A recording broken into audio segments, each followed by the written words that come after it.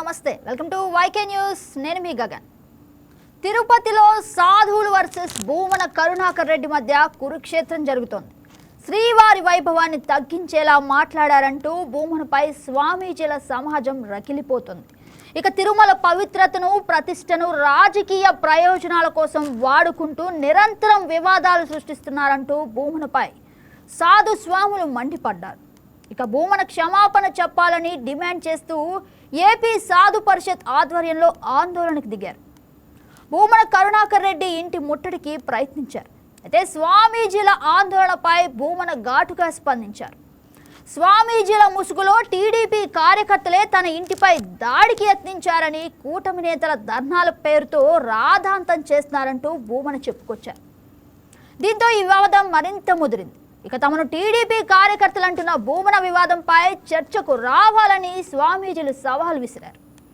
అసలు భూమన కరుణాకర్ రెడ్డి అభినయ్ రెడ్డిలపై హిందూ సమాజ సాధు సంఘాలు రగిలిపోవడానికి కారణమేంటి తిరుమలపై ఉద్దేశపూర్వకంగా కట్టుకథలు తప్పుడు ప్రచారాలు చేస్తుంది ఎవరు ధర్మాన్ని కాపాడే స్వామీజీలను సన్నాసులని అవమానించడం ఏంటి హిందూ ధర్మం పైన ఆలయాలపైన దాడి చేసిందెవరు ఇక భూమనను ప్రశ్నిస్తే జగన్ కిలాడీలు అంటారా తిరుమల ప్రతిష్టను దెబ్బతీయాలని అడుగడుగునా చూస్తుందెవరు ఇవాల్టి డిబేట్లో మనతో పాల్గొనడానికి కిరణ్ కుమార్ సనాతన ధర్మ పరిరక్షణ సమితి అధ్యక్షులు అలాగే అజయ్ వక్కంటి తెలుగు యువత అధికార ప్రతినిధి ఎల్ఎం మోహన్ రెడ్డి వైసీపీ కార్యదర్శి అయితే పాల్గొంటారు ఇక వాళ్ళతో మాట్లాడి అసలు ఈ కురుక్షేత్రం ఏంటో తేల్చేద్దాం హలో సార్ నమస్తే అండి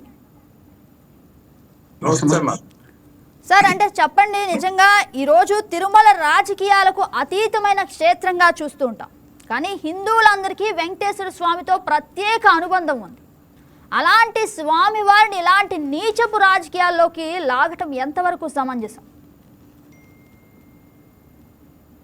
చాలా బాధాకరమైన సంఘటన ఇది అది ఒక తిరుపతిలో ఉంటూ మేము తిరుపతిలో జరుగుతున్నటువంటి ఈ సంఘటనలు చూస్తూ ఉంటే కడుపు కాలిపోతుంది ఏంట్రా ఇది వీళ్ళు దేనికోసం బతుకుతున్నారు అసలు వీళ్ళు బతుకు ఒక అర్థం ఉందా అని ఒక బాధ కలుగుతుంది వీళ్ళు రాజకీయం చేసుకోవడానికి తిరుమల వెంకటేశ్వర స్వామిని దేవుళ్ళని వాడుకోవడం ఇది చాలా దౌర్భాగ్యకరమైన విషయం అది హిందువులను మాత్రమే వాడుకోవడం వీళ్ళకి మిగతా రెండు మతాలు కనపడవు వీళ్ళకి రాజకీయం చేయడానికి వాళ్ళతో ఎవరితో కానీ వీళ్ళకి ప్రాబ్లం ఉండదు కేవలం హిందువులతోనే ప్రాబ్లం ఉంటుంది ఈ రాజకీయ నాయకులకి అందరికీ కూడా ఈ హిందువుల్లో లేని ఐక్యత వీళ్ళకి చాలా చులకనైపోయింది వీళ్ళే కాదు ఫ్రమ్ ద బిగినింగ్ మన స్వతంత్రం రాకముందు నుంచి కూడా స్వతంత్రం వచ్చిన తర్వాత కూడా వీళ్ళందరికీ టార్గెట్ హిందువులే టార్గెట్ అయ్యారు కేవలం దేవాలయాలు ఈ వెంకటేశ్వర స్వామి వీళ్ళు మాత్రమే వీళ్ళకి టార్గెట్ అయ్యారు దీని మీదే వీళ్ళ రాజకీయ భవిష్యత్తు వీళ్ళ బతుకు అంతా కూడా డిసైడ్ చేసుకొని దీనిపైనే బతుకుతున్నారు వీళ్ళు ఇది లేకపోతే వాళ్ళకి బతుకుండదు అనే తరహాలో తయారైపోయినారు పని పాట ఏది రానప్పుడు ఏం చేస్తారంటే రాజకీయాల్లో చేరతారు అనే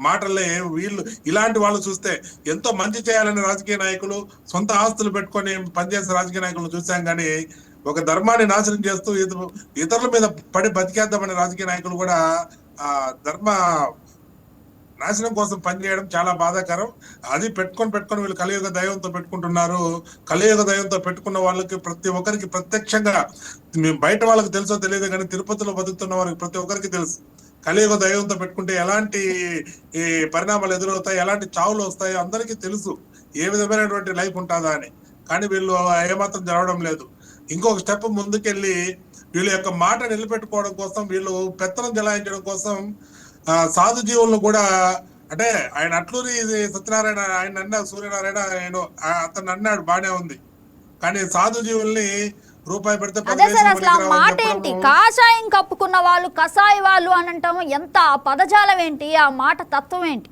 అసలు నిజంగా ఇలాంటి మాటలు మాట్లాడే వాళ్ళు ఈ రోజు రాజకీయాల్లో ఉండటం నిజంగా సిగ్గుచేటని భావించవచ్చు అలాగే ఒక రకంగా మనం చూసినట్లయితే ముఖ్యంగా సార్ అంటే ఏదైతే ధర్మాన్ని కాపాడాల్సిన బాధ్యత ఉన్న టీటీడీ చైర్మన్ 2 సార్లు టీటీడీ చైర్మన్ గా ఉన్నటువంటి వ్యక్తి ఎలాంటి మాటలు మాట్లాడటం అసలు ఎలాంటి రాజకీయ ఎత్తుగడలుగా మనం భావించవచ్చు గతంలో టీటీడీ చైర్మన్ కాకముందు కాంగ్రెస్ ప్రభుత్వం 2004 కాంగ్రెస్ ప్రభుత్వం రాకముందు ఇతను డైలాగ్ చెప్పాడమ్మా అంత కమ్యూనిస్టు భావజాలంతో కమ్యూనిస్టు విధానంతో పెరిగిన ఫ్యామిలీ కాబట్టి అదే కుటుంబం కాబట్టి ఈయన అన్న మాట ఏంటంటే వెంకటేశ్వర స్వామి ఎవరు నల్ల రాయి నా దగ్గరికి రమ్మని చెప్పుతో కొడతాను అన్నాడు అప్పట్లో అలాంటి వ్యక్తికి చైర్మన్ ఇస్తే భయపడి అందరూ సైలెంట్ అయిపోయారు. లేకపోతే మనిషి మారతాడేమో అనుకున్నారు, మనిషి మారాడేమో అనుకున్నారు. కానీ ఈ మాట మాట్లాడడం మాత్రం చాలా బాధాకరమైన విషయం. నిజంగా ఒక చైర్మన్ పదవిలో ఉంటూ ఆయన చేసినటువంటి ఇది ఆ వాక్యాలు అనేది అటూరి సత్యనారాయణ ఆయన అనడంలో అంటే తప్పుందో రైట్ ఉందో ఆయన రాజకీయ నాయకుడు పక్కన పెడితే అతను కాషాయాన్ని స్వామీజీల్ని ప్రతి దాంట్లో దొంగలు ఉంటారు కాదనం, కానీ ఆ వస్త్రం ఏదైతే ఉందో అది అత్యంత పవిత్రమైనది, ప్రపంచంలోనే అత్యంత పవిత్రమైనటువంటి వస్త్రంగా భావిస్తాం, ప్రతి హిందువుడు భావిస్తాడు దాన్ని.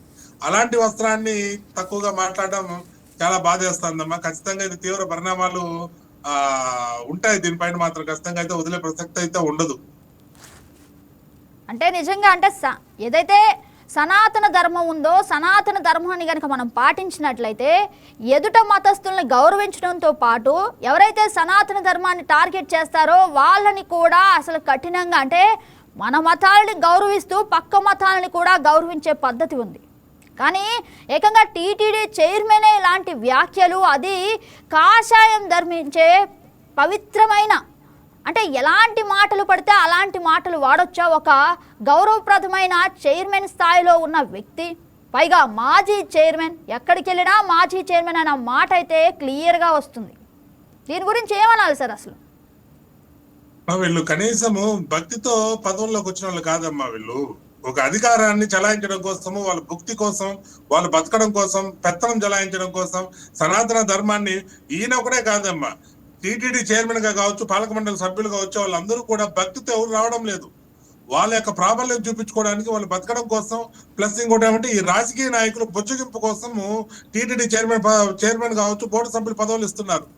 భక్తిగా ఎవడైనా వస్తే కనీసం ఉన్న 20 మందిలో ఒక్కడైనా ఖచ్చితమైన భక్తుడు అంటే అవసరానికి కాకుండా వెంకటేశ్వర స్వామిని దర్శనాలకో లేకపోతే వెంకటేశ్వర స్వామిని ప్రాబల్యం కోసమో వాడుకునేవాడు కాకుండా పూర్తిగా నిబద్ధతగా ఎవరన్నా వచ్చారు అని అంటే అప్పుడు ఏదైనా కొద్దిగా మార్పులు వస్తారు.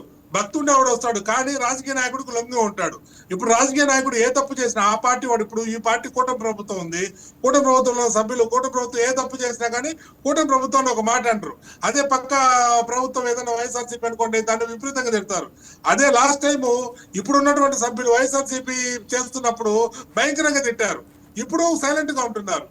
బాధ ఎక్కడ వచ్చింది అంటే వీళ్ళు మన బతుకు ఏంది అనేది మర్చిపోయారమ్మా. ఆ క్షణంలో ఎవడైతే భిక్ష వేస్తున్నాడో వాడి కోసమే బతుకుతున్నారు. ఈవెన్ మెంబర్లైనా కానీ ఇంకెవరైనా సరే పూర్తిగా వెంకటేశ్వర స్వామి కోసం వచ్చి నోరు తెరిచి బయట వచ్చి కొట్లాడుతున్నటువంటి పరిస్థితులు కనపడటం లేదు. ఎవరో ఒకరిద్దరు చేయాలని ఉన్నా కానీ వాళ్ళకి చేసే అవకాశం లేదు. ఈ అధికారుల వల్ల చేసే అవకాశం లేకుండా మౌనంగా ఉండిపోతున్నారు. ఇప్పుడు మన టీటీడీ ఉంది, టీటీడీకి ఏదైనా సమస్య వస్తే 30 మంది దాకా సభ్యులు ఉన్నారు. ఆ భానుప్రకాష్ రెడ్డి గారు, లేటెస్ట్ గా డాలర్ దివాకర్ రెడ్డి గారు, వీళ్ళిద్దరు తప్పితే ఆ టీటీ చైర్మన్ పక్కన ఇంక ఎవరు సభ్యులు కనపడుతున్నారు చెప్పండి? ఒక్కరైనా ఈ 1.5 years అయింది ఆ టీటీడీ బోర్డు మెంబర్ పదవులు ఇచ్చి ఒక్కరైనా కనపడుతున్నారా? మొన్న ఈ మధ్య ఒక బోర్డు మెంబరు కర్ణాటకలో ఒక క్రైస్తవ ప్రార్థనలు చేస్తూ దొరికాడు. అతను కనీసం క్షమాపణ లేదు, ఏమీ లేదు. అతని మీద ఏం యాక్షన్ తీసుకుంటామో లేదు. ఏం పీక్కుంటారో పీక్కోండి అనేసి సైలెంట్ గా ఉన్నారు. వాడు మొన్న కుటుంబ సమేతంగా తిరుమలకు వచ్చాడు, దర్శనం చేసుకున్నాడు, మళ్ళీ వెళ్ళిపోయినాడు, ఫోటోలు తీసుకున్నాడు, యువ గారితో వెళ్ళిపోయినాడు. అంటే కనీసం మరి ధర్మానికి మనం చిన్న మా మాట తెచ్చాం, ప్రజలను ఈ వెంకటేశ్వర మనం క్షమాపణ కొడతాం అనే ఇంగిత జ్ఞానం లేని వాళ్ళు కూడా టీటీడీ బోర్డు మెంబర్లు ఉన్నప్పుడు వీళ్ళంతా దేనికోసం వస్తున్నారు? కేవలం డబ్బులు సంపాదించుకొని వాళ్ళ పరపతి పెంచుకొని నెక్స్ట్ ఎలక్షన్ కి ఫండింగ్ కోసము టీటీడీ బోర్డు మెంబర్లుగా వస్తున్నారు, టీటీడీ బోర్డు సభ్యులుగా వస్తున్నారు. అక్కడ ఉన్నటువంటి ఉద్యోగస్తులు కూడా ట్రాన్స్ఫర్ చేస్తే వాళ్ళకి పలుకుబడి ఉండదని ఈ రాజకీయ నాయకులు ఏమి చెబితే ఆ దరిద్రాన్ని అంతా మీద వేసుకొని వాళ్ళకి ఒత్తాస పలుకుతున్నారు. అందువల్లనే ఈ విధంగా ధర్మానికి అన్యాయం కలుగుతుంది. ఈ ధర్మం మీద ఇంత యథేచ్ఛగా వీళ్ళు దాడి చేయగలుగుతున్నారు. సనాతన ధర్మం అంటే వీళ్ళకి అంత చులకనైపోయింది. కానీ కలియుగ దైవం వదిలిపెట్టదు, ప్రతి ఒక్కరి మీద యాక్షన్ తీసుకుంటుంది. ఇప్పుడిప్పుడే హిందువులు కూడా మేలుకుంటున్నారు, ఒక్కటవడం మొదలవుతున్నారు. ఈ హిందువులు కానీ ఒక్కటే కూడా మొదలు పెడితే తర్వాత ఉంటుంది ఇలాంటి వాళ్ళకి ఏ విధంగా పనిష్మెంట్ ఉంటుంది అనేది తర్వాత తెలుస్తుంది. ఖచ్చితంగా వీళ్ళు చూసే వెళ్తారమ్మా, చూడకుండా అయితే వెళ్ళరు. వీళ్ళు దీని యొక్క పరిణామాలు కళ్ళారా చూసి అనుభవించే వెళ్తారు వీళ్ళంతా కూడా. ఎస్ కిరణ్ గారు, ఖచ్చితంగా మీరు చెప్పింది అయితే కరెక్ట్ అండి. ఎస్ అజయ్ గారు, మీరు చెప్పండి, అంటే నిజంగా ఒకప్పుడు అధికారంలో ఉన్నప్పుడు ఏవైతే ముఖ్యంగా వైఎస్ఆర్సీపీ అధికారంలో ఉన్నప్పుడు జరిగిన ప్రతి చర్యను టీడీపీ మీద తోసే విధంగా మాటలు మాట్లాడటం ఒక విషయం చూడొచ్చు, ఏదైతే లడ్డూ కల్తీ చూడొచ్చు, లేదంటే పరకామని చోరీ చూడొచ్చు. అంటే ఇలాంటి విషయాలలో పక్క ప్రభుత్వం పైన మాటలు వదిలేస్తూ 2 సార్లు చైర్మన్గా ఉన్నటువంటి వ్యక్తి అంటే టీడీపీని టార్గెట్ చేస్తూ టీటీడీని ఉపయోగించుకుంటూ మాట్లాడే మాటలను అసలు ఏ విధంగా చూడాలంటారు? గగన గారు, మీకు ఎల్ఎన్ మోహన్ రెడ్డి గారికి, కిరణ్ కుమార్ గారికి, వైకే టీవీ ప్రేక్షకులు గుడ్ మార్నింగ్ అండి. గుడ్ మార్నింగ్ సార్, చెప్పండి. గగన గారు, ఆవు చేలో మేస్తే దూడ గట్టును మేది. వీళ్ళ నాయకుడు జగన్మోహన్ రెడ్డి గారు ఏ విధంగా తను చేసిన తప్పులన్నీ అధికార పక్షం ఉంటే ప్రతిపక్షం మీద, ప్రతిపక్షం ఉంటే అధికార పక్షం మీద ఏ విధంగా జగన్మోహన్ రెడ్డి గారు వాళ్ళకి సంబంధించి వాళ్ళు చేసిన దుర్మార్గాలు, దోపిడీలు, హత్యలన్నీ చంద్రబాబు నాయుడు గారి మీద నెడతారో అదే విధంగా బొమ్మన కరుణాకర్ రెడ్డి గారు కూడా అధికారం కోల్పోయిన రోజు నుండి, వైఎస్ఆర్సీపీ ప్రభుత్వం అధికారం కోల్పోయిన రోజు నుండి, కూటమి అధికారంలోకి వచ్చిన రోజు నుండి, అక్కడ బిఆర్ నాయుడు గారు చైర్మన్ అయ్యే రోజు నుండి వీళ్ళ భాగవతాలన్నీ బిఆర్ నాయుడు గారు బయట పెడతా ఉన్నాడు. వీళ్ళ భాగవతాలన్నీ కూటమి ప్రభుత్వం ఒక్కొక్కటిగా బయటకు తీస్తా ఉంది, వీళ్ళని జైలుకు పంపుతా ఉంది. ఏ రోజుకైనా ఖచ్చితంగా ఇట్లాంటి స్కాముల్లో మనం కూడా ఇరుక్కుంటాం. కాబట్టి ఏదో ఒక విధంగా తిరుమల తిరుపతి దేవస్థానం పైన ప్రతిరోజు విష ప్రచారం చేస్తే మనల్ని ముట్టుకునే పరిస్థితి ఉండదు. కాబట్టి అనే ఒక దుర్మార్గపు ఆలోచనతో బొమ్మన కరుణాకర్ రెడ్డి గారు ప్రతి నిత్యం అధికారం పోయిన రోజు నుండి ఈ రోజు వరకు ప్రతి నిత్యం ఏదో ఒక విధంగా తిరుమల కొండ మీద, తిరుమల తిరుపతి దేవస్థానం మీద, వెంకటేశ్వర స్వామి మీద, అక్కడికి వస్తున్న భక్తుల మీద ఏదో ఒక రకమైన విష ప్రచారం చేయండి. గతంలో వీళ్ళు అధికారంలో ఉన్నారు. మీరు చెప్పినట్టు కల్తీ లడ్డు అయితే కావచ్చు, పరకామణి చోరీ అయితే కావచ్చు, అదే విధంగా భగవద్గీత పుస్తకాల ప్రింటింగ్ ఎన్ని పేజీలు ఉన్నాయి, దానికి ఎంత ఖర్చు చేశారు. అదే విధంగా ఉద్యోగాలు ఏ విధంగా తిరుమల తిరుపతి దేవస్థానాన్ని వీళ్ళ స్వసంస్థగా మార్చుకొని అక్రమంగా వీళ్ళకి సంబంధించిన తాబేదారులందరినీ ఏ విధంగా టీటీడీలో ఉద్యోగస్తులుగా నెలకొల్పారనేది మనం చూసాం. అదే విధంగా వీళ్ళు చేసిన దుర్మార్గాలు ఎంత దిగజారంటే శాలువాలు కొనుగోలులో కూడా వీళ్ళు దుర్మార్గాలకు పాల్పడి వెంకటేశ్వర స్వామి డబ్బుల్ని కూడా వీళ్ళు దోచేసిన దుర్మార్గులు ఈ రోజు ప్రతి నిత్యం ప్రభుత్వం పైన, టీడీ దేవస్థానం పైన, ఆ చైర్మన్ బిఆర్ నాయుడు గారి పైన ప్రతి నిత్యం వీళ్ళు చేస్తున్న విష ప్రచారం ఖచ్చితంగా ప్రభుత్వంగా మేము తిప్పి కొడతాం. అదే విధంగా టీడీడీ పాలక మండలిగా వాళ్ళు ఇతను చేస్తున్న విష ప్రచారాలను తిప్పి కొడతారు. వెంకటేశ్వర స్వామి భక్తులుగా సాధువులు ఈయన చేస్తున్న విష ప్రచారం 1 కాదు, 2 కాదు, 3 కాదు కదా, ప్రతి నిత్యం ఇది ఒక పని అనమాట. నిద్రలెక్సిన కాడి నుంచి తిరుమల తిరుపతి దేవస్థానం ఈ విధంగా విష ప్రచారం చేస్తున్నప్పుడు ఖచ్చితంగా సాధువులు రియాక్ట్ అవుతారు. ఖచ్చితంగా ఆయన చేస్తున్న దుర్మార్గాల మీద వాళ్ళు పోరాడతారు, ఇంటిని ముట్టడిస్తారు. దాంట్లో తప్పే ఉంది. మీరు ఏదైనా మాట్లాడేటప్పుడు సాక్ష్యాధారాలతో బయటకు రండి. మీరు నోటికి వచ్చిందల్లా మాట్లాడటం, దాన్ని మీరే కడుక్కోండి అని చెప్తాం. ఇది ఎంతవరకు సమంజసం? గగన గారు, ఈ విధంగా వీళ్ళు ప్రతి నిత్యం వీళ్ళు చేస్తున్న దుర్మార్గాలు ఈ రోజు సాధువులు వీళ్ళు చేస్తున్న అకృత్యాలకి ఓర్చుకొని రోడ్లు ఎక్కి పోరాటం చేస్తూ ఉంటే వాళ్ళను కూడా అవమానించే విధంగా, హిందూ ధర్మాన్ని అవమానించే విధంగా, సాధువులను అవమానించే విధంగా అజయ్ గారు ఒక్క విషయం అండి, అంటే పవన్ కళ్యాణ్ గారు ఏదైతే డిప్యూటీ సీఎం గా ఉన్నటువంటి పవన్ కళ్యాణ్ కూడా అంటే సనాతన ధర్మాన్ని రక్షించడం కోసం ఈ రాజకీయాల నుంచి వేరు చేసే విధంగా ఒక బోర్డును కూడా నియమించాలని చెప్పేసి ఆయన చెప్పడం జరిగింది. కానీ ఆ నియమం అనేది ఇప్పటి వరకు అయితే జరగలేదు. ఇకపైన జరిగే అవకాశం ఏమైనా ఉందా? అంటే ఈ రాజకీయాన్ని ఏదైతే దేవుడి మీద ఉన్న భక్తిని వేరువేరుగా చూసే అవకాశం ఫ్యూచర్ లో ఉందంటారా? ఖచ్చితంగా ఉండాలి కదా. దేవుడికి రాజకీయాలకి చాలా డిఫరెన్స్ ఉంది. దైవాన్ని లేదా దైవ స్థానాలని రాజకీయాలకు వినియోగించకూడదు. కానీ బాధాకరమైన విషయం ఏంటంటే బొమ్మన కరుణాకర్ రెడ్డి గారు ప్రతి నిత్యం ఆయన రాజకీయ ఎదుగుదల కోసం తిరుమల తిరుపతి దేవస్థానాన్ని వినియోగించుకుంటా ఉన్నాడు. వెంకటేశ్వర స్వామిని అడ్డు పెట్టుకొని ఆయన బతుకుతా ఉన్నాడు. ప్రతి నిత్యం ఏదో ఒక రకమైన దుర్మార్గపు ప్రచారం తిరుమల కొండపై, ప్రభుత్వం పైన, బిఆర్ నాయుడు గారి పైన లేదా పాలక మండలి పైన ఒకటి నిరూపించే దమ్ము ధైర్యం లేదు. ఖచ్చితంగా ప్రజలు రియాక్ట్ అవుతారు, రివోల్ట్ అవుతారు. సాధువులు రివోల్ట్ అవడంలో తప్పే ఉందండి. మీరు ప్రతినిత్యం ఒక ధర్మాన్ని టార్గెటెడ్ చేసుకొని ఏ రకంగా విష ప్రచారాలు చేస్తూ ఈ రోజు దేశ విదేశాల్లో ఉన్న భక్తుల మనోభావాలు దెబ్బతినే విధంగా ప్రతి తెలుగువాడు ఈ రోజు సిగ్గుపడే విధంగా ఉంది బొమ్మన కరుణాకర్ రెడ్డి గారి పని. మొన్న జగన్మోహన్ రెడ్డి గారి ప్రెస్ మీట్ మీరు అందరూ చూసే ఉంటారు కరుణాకర్. ఆయన ప్రెస్ మీట్ లో కూర్చొని మా తాతని చంద్రబాబు నాయుడు గారు చంపారు, మా నాన్న చంద్రబాబు నాయుడు గారు చంపారు, మా బాబాయిని చంద్రబాబు నాయుడు గారు చంపారు, ఈ విధంగా ఆయన కాకమ్మ కబుర్లు చాలా చెప్పాడు. క్వశ్చన్ ఏదైనా ఆన్సర్ మాత్రం చంద్రబాబు నాయుడు అని అయితే ఆ రోజు ప్రెస్ మీట్ లో క్లియర్ గా తెలిసిందండి. ఆయన చంద్రబాబు నాయుడు గారు జపం చేశాడు. గగన గారు యావత్ ఆయన చేసిన ప్రెస్ మీట్ అంతా చంద్రబాబు నాయుడు గారి నామస్మరణ జపంతోనే అయిపోయింది. ఎంత సిగ్గుచేటంటే గతంలో వీళ్ళు చేసిన దుర్మార్గాలు ప్రజలు మర్చిపోయి ఉంటారని ఈయన ఈ రోజు టీవీ ముందుకు వచ్చి ఇన్ని సంవత్సరాల తర్వాత మళ్ళీ చంద్రబాబు నాయుడు గారు అంట రాజశేఖర రెడ్డి గారిని అసెంబ్లీకి రానివన్నారంట. ఆయన అన్న 2 రోజులకి రాజశేఖర రెడ్డి గారు చనిపోయారంట. ఎంత సిగ్గుమాలిన ఈ రకంగా ప్రచారాలు గగన గారు. ఆ రోజు మీరు రాజశేఖర రెడ్డి గారు చనిపోయిన తర్వాత ఈ రాష్ట్రంలో ఉన్న రిలయన్స్ మీద, దానికి రిలయన్స్ అంబానీ కారణం అని ఆ రిలయన్స్ సంస్థల మీద దాడి చేపించింది మీరు కదా.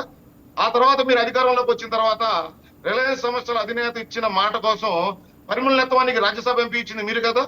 ఆ రోజు ఏదైతే మీ తాతగారు రాజారెడ్డి గారు హత్య కేసులో ఉన్నాడని చెప్పి మీరు ప్రచారం చేసిన సతీష్ రెడ్డిని పార్టీలో చేర్చుకొని ప్రధాన కార్యదర్శి ఇచ్చింది మీరు కదా. ఇంకో మాట చెప్పారు, రంగా గారిని కూడా నారా చంద్రబాబు నాయుడు గారు హత్య చేపించారని. ఆ రోజు రంగా గారి హత్య కేసులో ముద్దాయిగా ఉన్న దేవినేని నెహ్రూ గారు అబ్బాయి ఈ రోజు ఏ పార్టీలో ఉన్నాడండి? బాబాయిని చంపింది కూడా నారా చంద్రబాబు నాయుడు గారి. ఆ హత్య కేసు ఎదుర్కొంటున్న అవినాష్ రెడ్డి ఏ పార్టీ ఎంపీ అండి? ఈ రోజు మీరు చేసిన ప్రతి దుర్మార్గం ప్రజలు మర్చిపోయారనో, మీ దాష్టికాల గురించి ప్రజలు నమ్ముతారనో ఈ రోజు రాయలసీమ ప్రాంతం ఫ్యాక్షనిజానికి దూరంగా అభివృద్ధి వైపు అడుగులు వేస్తూ దేశ విదేశాల్లో ఉన్న పెట్టుబడిదారులు, పారిశ్రామికవేత్తలు, ఎంఎన్సీ కంపెనీలు మొత్తం రాయలసీమ వైపు అడుగులేస్తున్న క్రమంలో మళ్ళీ ఏదో ఒక రకంగా ఆ ప్రాంత అభివృద్ధిని అడ్డంకిగా మారుతున్న జగన్మోహన్ రెడ్డి గారి ప్రెస్ మీట్. ఈ రోజు ఈ రాష్ట్రానికి వస్తున్న పెట్టుబడులు, లక్షల సంఖ్యలో ఉద్యోగ కల్పన, ప్రభుత్వ రంగంలో ఉద్యోగాలు కల్పిస్తూ ప్రైవేట్ పెట్టుబడిదారులు తీసుకొచ్చి నిరుద్యోగ యువతలో పెట్టుబడులు తీసుకురావడం, వాళ్ళకు ఉద్యోగ కల్పన చేయటం. ఈ రోజు రాయలసీమ ప్రాంతంలో గగనగర్ చూసుకుంటే రాయల్ ఎన్ఫీల్డ్ అయితే కావచ్చు, క్యారియర్ ఏసీ సంస్థ అయితే కావచ్చు, డ్రోన్లు తయారీ అయితే కావచ్చు, సోలార్ ప్రాజెక్టులు అయితే కావచ్చు, ఒక 15 రోజుల క్రితం పుట్టపర్తిలో యుద్ధ విమానాల తయారీ కేంద్రం. ఈ రకంగా చెప్పుకుంటూ పోతే రాయలసీమ ప్రాంతాన్ని నిజంగా రతనాలసీమగా మారుస్తున్న కూటమి ప్రభుత్వం, నారా చంద్రబాబు నాయుడు గారు, నారా లోకేష్ గారు కృషితో ఈ రోజు యావత్ రాయలసీమ ప్రాంతంలో ఉన్న నిరుద్యోగ యువకులు, నిన్న సీఎం చంద్రబాబు గారు కూడా మాట్లాడిన మాట మనం స్పష్టంగా చూసినట్లయితే, రాయలసీమని రతనాల సీమగా మార్చే పనిలో నేనుంటే అటు గులకరాయి అంటూ ఇటు కోడికత్ అంటూ జరిగిన డ్రామాలే మళ్ళీ మళ్ళీ రిపీట్లో చెప్తున్నారంటూ ఆయన ఎద్దేవా చేయడం కూడా మనం చూసాం. అయితే ఏంటి అసలు అంటే ఎప్పటి నుంచో పవర్లో ఉన్నప్పుడు అదే పొగరు, పవర్లో లేనప్పుడు అదే తరహా పొగరు.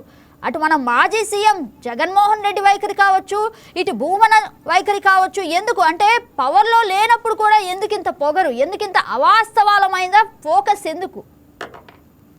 జగన్ వాళ్ళ పార్టీయే అవాస్తవాల మీద పుట్టుక. ఆ రోజు దురదృష్టవశాత్తు ముఖ్యమంత్రి వర్యులు, కాంగ్రెస్ సీనియర్ లీడర్, ఆ రోజు రాష్ట్ర ముఖ్యమంత్రి గౌరవ రాజశేఖర రెడ్డి గారు ఆయన అకాల మరణం చెందితే దాని మీద కూడా రాజకీయాలు చేసి దాని ద్వారా పార్టీని పుట్టించి పాదయాత్రలు చేసి రాష్ట్ర ప్రజలు నమ్మించిన జగన్మోహన్ రెడ్డి గారు ఆ రోజు నుండి ఆయన ప్రవర్తన, పార్టీలో నాయకుల ప్రవర్తన ఈ రోజు అంతే ఉంది కదా. నాకు వాళ్ళకి తెలిసిందో ఒక్కటే అంశం, బురద చల్లటం, కడుక్కోమంటాం. అధికారంలో లేరు. టీటీడీ బోర్డు మెంబర్ గా చెన్నైకి సంబంధించిన ఒక అతను నారా లోకేష్ గారు బినామీ అని చెప్పి నోటి తోలా శాఖ మంత్రిగా పనిచేసిన అంబటి రాంబాబు ఆ రోజు మీడియా ముందుకు వచ్చి ఇష్టం వచ్చినట్టు మాట్లాడటం జరిగింది. వీళ్ళు అధికారంలోకి వచ్చిన తర్వాత అదే వ్యక్తిని టీటీడీ బోర్డు ప్రత్యేక ఆహ్వానితుడిగా తీసుకోవడం జరిగింది. ఆ రోజు పింక్ డైమండ్ అన్నారు. ఈ రకంగా చెప్పుకుంటూ పోతే తిరుమల దేవస్థానం మీద అనేక రకాల విష ప్రచారాలు చేసి అధికారంలోకి వచ్చి తిరుమల తిరుపతి దేవస్థానాన్ని అడ్డు పెట్టుకుని 100 కోట్ల రూపాయలు దోపిడీ చేసి అధికారం కోల్పోయిన తర్వాత ఈ దుర్మార్గాన్ని ఒక్కొక్కటిగా తిరుమల తిరుపతి దేవస్థానం బోర్డు మెంబర్లు, చైర్మన్ బిఆర్ నాయుడు గారు, కుటుంబ ప్రభుత్వం ఒక్కొక్కటిగా బయటికి తీసుకొస్తా ఉంటే వీళ్ళు భయపడతా ఉన్నారు. గగనంగా వీళ్ళ గుండె జల్లుమంటా ఉంది. ఎక్కడ మన బతుకులు రోడ్ల మీదకి వస్తాయి, హిందూ ధర్మాన్ని ఆచరిస్తున్న ప్రజలు ఎక్కడ మనల్ని తరిమి కొడతారో అనే భయంతో ప్రతి నిత్యం విష ప్రచారం భూమా కరుణాకర్ రెడ్డి గారు. ఇక ఈ రకంగా చెప్పుకుంటూ పోతే జగన్మోహన్ రెడ్డి గారు అంటే చెప్పాల్సిన అవసరం లేదు. ఆయనకు మేము గతంలో కూడా చెప్పాము, ఆయనకు మతి మరుపు ఉంది, ఆయన చూపించుకోండి బాబు అంటే ఆయన అసలు ఎంత విచిత్రమైన వాదన అంటే ఆయనది.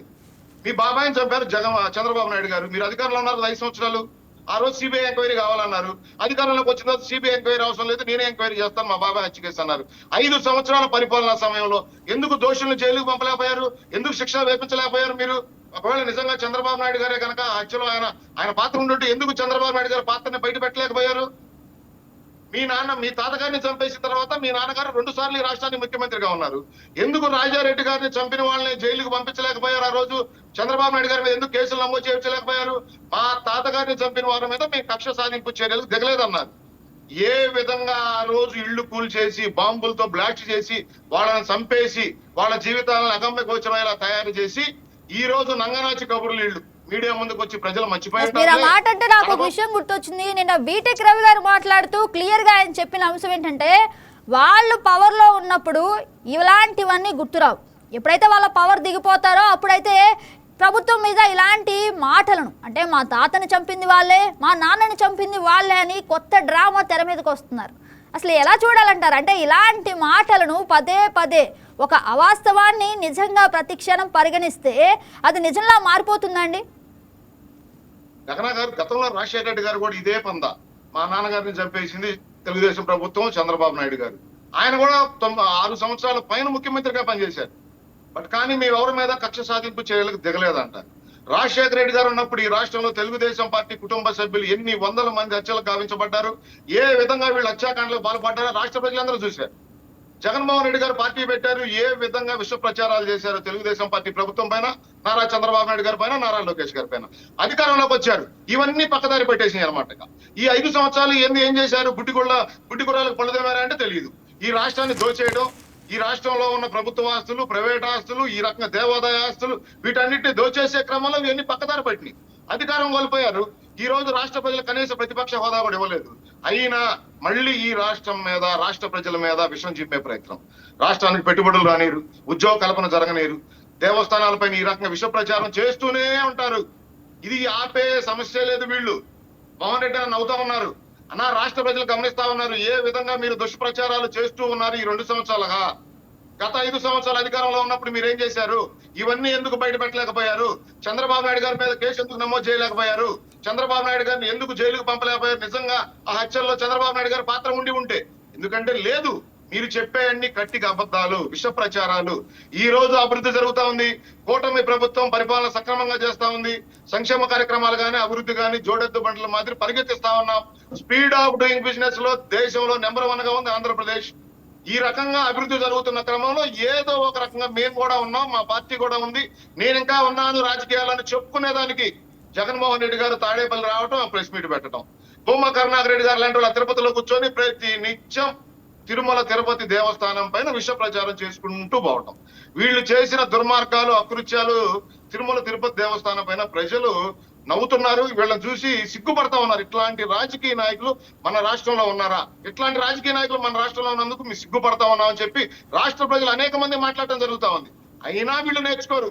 ప్రతి నిత్యం విష ప్రచారం, అది ప్రభుత్వం పైన, పాలక మండలి పైన, దేవస్థానంలో ఉన్న అక్కడ పనిచేస్తున్న వారి పైన, అదే విధంగా అధికారుల పైన. వీళ్ళు అధికారంలో ఉన్నప్పుడు ఏ విధంగా వీళ్ళ అధికారాన్ని అడ్డు పెట్టుకొని అధికార మతంతో వీళ్ళు ఏ విధంగా అక్కడ ప్రవర్తించారు, టీటీడీని ఏ విధంగా సర్వనాశనం చేశారు. ఆ రోజు అన్న ప్రసాదాలను కూడా ఏ విధంగా, ఎంత చీపుగా అంటే తినటానికి వీలైనంతగా ఏ విధంగా ఆ రోజు. ఈ రోజు భక్తులను అడుగుదాం, గగన గారు మీరు నేను మాట్లాడటం కాదు, భక్తుల దగ్గరికి వెళ్దాం.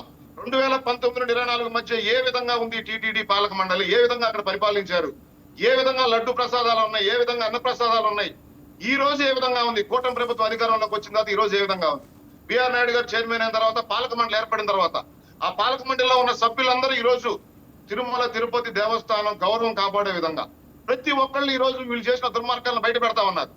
ఆ దుర్మార్గాలు బయటపడుతున్నాయి కాబట్టి ఎక్కడ తిరుమల తిరుపతి దేవస్థానం ఔన్నత్యాన్ని మేము నాశనం చేశాం, భక్తులు తిరగబడతారు, ఇళ్ల మీద పడి దాడి చేస్తారనే భయంతో ప్రతినిత్యం ఏదో రకమైన విష ప్రచారం. ఖచ్చితంగా సాధువులు ఆయన మీద రాస్తారోక చేయడమో, ధర్నాలు చేయడమో, ఆయన ఇంటిని ముట్టడి చేయడమో తప్పే ఉంది. గగన గారు మీరు మాట్లాడండి.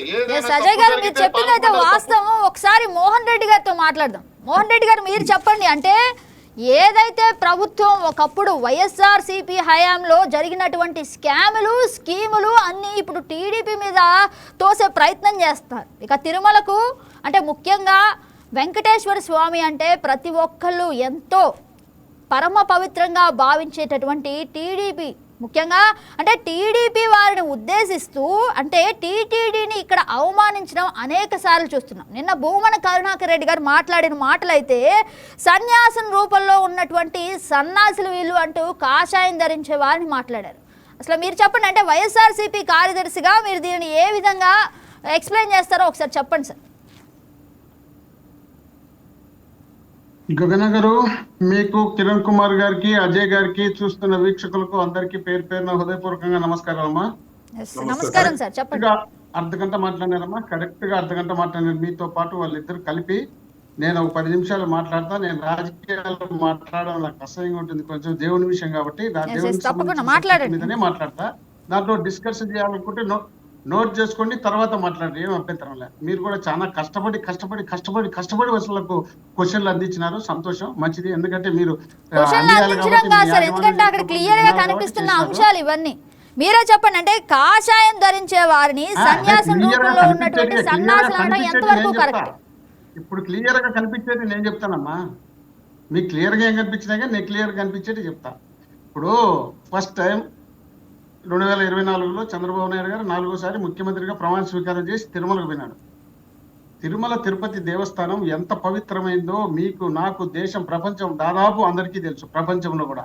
అలాంటి తిరుమల తిరుపతి దేవస్థానాన్ని పవిత్రతను అక్కడికి వెళ్ళిన తర్వాత ఒక ముఖ్యమంత్రిగా, రాష్ట్రానికి అధినేతగా ఉన్నటువంటి చంద్రబాబు నాయుడు గారు లడ్డు ప్రసాదం తీసుకుంటే ఆ ప్రసాదంలో నిజంగా మీకు ఆ డౌట్ ఏదైనా ఉంటే, ఇది మీకు జగన్మోహన్ రెడ్డి గారికి, రాష్ట్ర ప్రజలకు సంబంధించింది మాత్రమే కాదు, భారతదేశం మొత్తంతో పాటు ప్రపంచం కూడా అభిమానించే దేవుడు వెంకటేశ్వర స్వామి. అలాంటి వెంకటేశ్వర స్వామికి సంబంధించిన ప్రసాదం అత్యంత ముఖ్యమైనది లడ్డు ప్రసాదం. ఆ లడ్డు ప్రసాదానికి సంబంధించి మీకు తెలిసి ఒకవేళ ఏదైనా అక్కడ జరిగి ఉంటే దానికి సంబంధించి మీరు అధికారంలో ఉన్నారు. అధికారం లేనప్పుడైతే అభియోగాలు మోపచ్చు. అధికారంలో ఉన్నటువంటి వ్యక్తులు మీకు కావాల్సినటువంటి సిబిఐ, చిన్న సంస్థలతో ఇచ్చి మళ్ళీ నమ్ముతారో నమ్మరని సిబిఐ దర్యాప్తు చేయించు. ఎందుకంటే కేంద్రం మీ చేతిలో ఉంది, కేంద్ర ప్రధానమంత్రి గారు మీరు చెప్పినట్టు వింటారు. అలాంటప్పుడు సిబిఐ దర్యాప్తు ఇచ్చి ఈ దర్యాప్తులో పలానా వాళ్ళు దోషులను తేల్చి జైల్లో పెట్టింటే జనం షబాస్ చంద్రబాబు నాయుడు గారు అందరూ. మీ అంతటా మీరే లడ్డు ప్రసాదం తీసుకొని దీంట్లో ఎట్లా మా వరుడు మాట్లాడాలంటే నాకు అసహ్యం ఉంది. పంది కొవ్వు, ఆవు కొవ్వు, చేప కొవ్వు, ఒక ముఖ్యమంత్రి స్థాయిలో ఉన్నటువంటి వ్యక్తి ఆ వరుడు వాడడం ఎంతవరకు సమంజసం, తప్పు మీదా మాదా అనేది ఒకటి మీరు తెలుసుకోవాల్సిన అవసరం లేదు. తర్వాత ఏం జరిగింది, మీకు కావాల్సినట్టు జగన్మోహన్ రెడ్డి గారిని ఇరికించాలనే ఉద్దేశంలో భాగంగా, వైఎస్ఆర్ కాంగ్రెస్ పార్టీని బదనాం చేయాలనే ఆలోచనలో భాగంగా మీరు సిట్ వేసినారు. సిట్ అంటే ఏంటంటుంది, మీ చేతిలో ఉంటుంది. ఎవరికైనా అది ఏ ముఖ్యమంత్రి ఉన్నా కూడా సిట్ వేసేటప్పుడు ఆ ముఖ్యమంత్రి పరిధిలో ఉన్నటువంటి అధికారులు ఉంటారు. ఆ అధికారులు ఏం చెప్తారు, దాదాపు వీళ్ళకి కావాల్సినటువంటి అధికారులు వేసి వీళ్ళ ద్వారా కరెక్ట్ సమాచారం కాకుండా వీళ్ళకి కావాల్సిన సమాచారం తెప్పించుకుంటారు. ఆ సమాచారం తెప్పించుకుంటారు కాబట్టి మీరు తెప్పించుకొని ఖచ్చితంగా మా మీద అభియోగాలు మోపుతారు కాబట్టి, లేని ప్రసాదాన్ని, దేవుని పవిత్రమైనటువంటి వెంకటేశ్వర స్వామిని అపవిత్ర పాలు చేస్తారు కాబట్టి మేము సుప్రీంకోర్టును కొన్నాం. సుప్రీంకోర్టును ఏమని కొన్నాం, అయ్యా ఇక్కడ వీళ్ళు సిట్ అంటున్నారు, ఈ సిట్ దర్యాప్తు చేసి వీళ్ళు నిజంగానే అభియోగాలు మోపేదానికి ప్రయత్నం చేస్తున్నారు, కానీ సిబిఐతో దర్యాప్తు జరిపించండి అని చెప్పిన తర్వాత సుప్రీంకోర్టు చీవాట్లు పెట్టి సిబిఐతోనూ ప్లస్ చిట్టు రెండు కలిపి ఒక నివేదిక ఇవ్వమని చెప్పి పంపించినారు. అక్కడ వాళ్ళు నివేదిక ఇచ్చిన తర్వాత ఆ నివేదికలో జగన్మోహన్ రెడ్డి గారికి కానీ ప్రభుత్వానికి కానీ ఎలాంటి సంబంధం లేదు. అక్కడ ఉన్నటువంటి అధికారులు దీంట్లో పాత్ర ఉంటుంది, కానీ దీంట్లో అలాంటి మాంసకృతులు అలాంటివి కలసలేదు అని వాళ్ళు నివేదిక ఇచ్చిన తర్వాత దాన్ని పదే మళ్ళీ ఎత్తి చూపించాలనే ఉద్దేశంలో భాగంగాతో మళ్ళీ 1 man కమిటీ అంట సిబిఐ వేసినారు. సిట్టు జరిగింది, అన్ని జరిగిన తర్వాత 1 man కమిటీ అంటే ఎటు తిరిగి జగన్మోహన్ రెడ్డి గారి మీద అభియోగాలు మోపాలా, వెంకటేశ్వర స్వామిని మాత్రమే మీరు వాడుకోవాలని కూడా ఎంతవరకు సమంజసమో మీరు ఆలోచన చేయాలా, రాష్ట్ర దేశ ప్రజలందరూ ఆలోచన చేయాలా. ఇది అంత ముఖ్యమంత్రిగా ఉన్నటువంటి చంద్రబాబు నాయుడు గారికి ఇది ఈ అభియోగం మోపడం ఎంతవరకు సమంజసం. నిజంగా కలిసింది కదా, కలిసి ఉంటే చెప్తున్నా కదా, సిబిఐ దర్యాప్తు చేసి ఆ వాటిల్లో ఎవరెవరు భాగం అనేది ఈడ్చి మెడబెట్టి జైల్లో పెట్టండి, ఎవరు దాన్ని కాదనలేదు కదా. మీరు దేవుణ్ణి వాడుకోవడానికి అక్కడ తిరుమల తిరుపతి దేవస్థానానికి పోయి ప్రసాదం తీసుకొని అక్కడ ఏమో మీరే నిపుణులైనట్టు, మీరే సర్వే చేసినట్టు, మీరే అంత టెక్నికల్ చదివినట్టు దాన్ని చూసి మీరు చెప్పేసిపోతే చూసే వాళ్ళకి ఎంత అసహ్యంగా ఉంటుంది. ఎంతో పవిత్రంగా భావించే తిరుమల తిరుపతి దేవస్థానం అంటే అక్కడ దర్శనం దొరకాలంటేనే ఎంతో మహాభాగ్యంగా భావిస్తాం. దర్శనం దొరికితే దేవుడు రప్పించుకున్నాడు, దేవుడు రప్పించుకుంటే మనం వచ్చి దర్శనం జరిగింది అని భావించే మనము అలాంటి పవిత్రమైనటువంటి ప్రసాదం తెచ్చుకున్న తర్వాత ఆ పవిత్రమైనటువంటి ప్రసాదాన్ని తెలిసి తెలియక మీ ఇష్టం వచ్చినట్టు మీరు అభియోగాలు మోపుతున్నారు. అది నెంబర్ 1 తప్పు. నెంబర్ 2 మీరు అంటున్నారు పరకాలకు సంబంధించి కానీ ఇంకోటి అభియోగాలని. అవును, పరకాలకు సంబంధించి అక్కడ పరకాల బిల్డింగ్ కట్టించింది జగన్మోహన్ రెడ్డి గారు, అక్కడ సీసీ కెమెరాలు పెట్టించింది జగన్మోహన్ రెడ్డి గారు. జగన్మోహన్ రెడ్డి గారి హయాంలోనే అక్కడ 2023 అనుకుంటా అది దొరికిండేది. అక్కడ ఎవరు చంద్రబాబు నాయుడు గారు నియమించినటువంటి టెంపరవరీ ఉద్యోగస్తుడు 20 సంవత్సరాలుగా తను టెంపరవరీ ఉద్యోగం చేస్తున్నటువంటి వ్యక్తి శ్రీనివాస్ ఎవరు అతను దొరికిండేది వైఎస్ఆర్ కాంగ్రెస్ పార్టీలోనే. అప్పుడు దొరికిన తర్వాత అది పోలీస్ స్టేషన్ లో తీసుకుపోయి కేసు కట్టించి ఆ తర్వాత తిరుమల తిరుపతి దేవస్థానం చాలా పవిత్రమైంది, ఈ పవిత్రత దెబ్బ తినకూడదనే ఉద్దేశంలో భాగంగా వాళ్ళని లోక్ అదాలత్లో రాజీ చేసిన మాట వాస్తవం అనేది. అప్పుడు జరిగినటువంటి పోలీసులు మేము జగన్మోహన్ రెడ్డి గారు మేము పోయి రాజీ చేయలేదు, పోలీసులు చేసినారు ఆ పవిత్రత దెబ్బ తినకూడదనే ఉద్దేశంలో భాగంగా దాన్ని తీసుకొచ్చి 23లో అయిపోయిందాన్ని తీసుకొచ్చి ఇప్పుడు మీరు దాన్ని పదే ఎత్తి చూపిస్తున్నారంటే మీ ఉద్దేశం కేవలం వైఎస్ఆర్ కాంగ్రెస్ పార్టీని ఇబ్బంది పెట్టాలనే ఉద్దేశంలో భాగంగా చేస్తున్నటువంటి ప్రయత్నంతో పాటు తిరుమల తిరుపతి దేవస్థానాన్ని మీ అవసరాల కోసం వాడుకోవడానికి ప్రయత్నం చేస్తున్నటువంటి నకిలీ సనాతన ధర్మాన్ని పాటించేటువంటి నాయకులు వీళ్ళు. అలాంటి వ్యక్తులు ఆ పరిస్థితి జరిగితే అక్కడ ఇంకొక ఆయన 2-3 పెళ్లిళ్ళు చేసుకుని విడాకులు ఇవ్వకూడదని ఆయన చెప్తారు. ఎవరు? చాగంటి కోటేశ్వరరావు సనాతన ధర్మం పాటించేవాళ్ళు. అలాంటి వ్యక్తులు వచ్చి అక్కడ డ్రెస్సులు మార్చుకొని వచ్చేసి మెడికల్ అడుగుతాం, ఇక్కడ జరిగింది అది జరిగింది గగ్గోలు పెట్టారు. సరే, అది మీ ఇష్టం, మీ విజ్ఞత, దానికి వదిలిపెట్టచ్చు. అంటే రాజకీయానికి సంబంధం లేకుండా ఒక బోర్డు ఏర్పాటు చేయాలి అంటున్నారు సార్. అంతేగాని అంటే ఈ పార్టీయా ఆ పార్టీయా అన్నది కాదు. ఏదైతే సనాతన ధర్మాన్ని రక్షించుకోవడానికి మాత్రమే ఒక బోర్డును ఏర్పాటు చేయాలని డిప్యూటీ సీఎం అయితే మాట్లాడారు. అయితే ఆ బోర్డు అయితే ఇప్పటికీ నియమించలేదు, ఫ్యూచర్లో నియమిస్తారో లేదో మరి తెలియదు. అయితే దానికి సంబంధించి కాదు సార్, ఇక్కడ సమస్య ఏంటంటే రాజకీయాలలోకి ప్రతిసారి స్వామివారు అయినటువంటి శ్రీ వెంకటేశ్వర స్వామి దేవాలయాన్ని స్వామివారి ఎందుకు లాగుతున్నారు?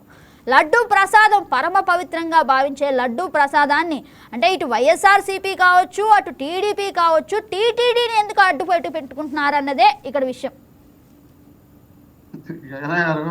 మీరు 5 నిమిషాలు కాగదలికి మధ్యలో జోక్యం చేసుకుని నోట్ చేసుకుని మళ్ళీ అడగండి. మా లాస్ట్ అయిపోయినాక నా వచ్చి మాట్లాడినాక అడిగితే తప్పేం కాదు కదా సార్. డిబేట్ అంటే నేను అడిగిన దానికి మీరు సమాధానం చెప్పాలి, అలాగే మీరు మాట్లాడిన దానికి నేను మధ్యలో మాట అడగాలి సార్. అంటే మీరు వెళ్తూ ఉంటే మధ్యలో నేను మాట్లాడుతుంటే ఎలా కుదురుతుంది? మాట్లాడితే మీకు ఏమన్నా బాధ అనిపించిందేమో నాకు తెలియదు, కానీ టీటీడీ ప్రసాదాన్ని మొదలుపెట్టినాడు చంద్రబాబు నాయుడు గారు కదా, జగన్మోహన్ రెడ్డి గారు కాదు కదా.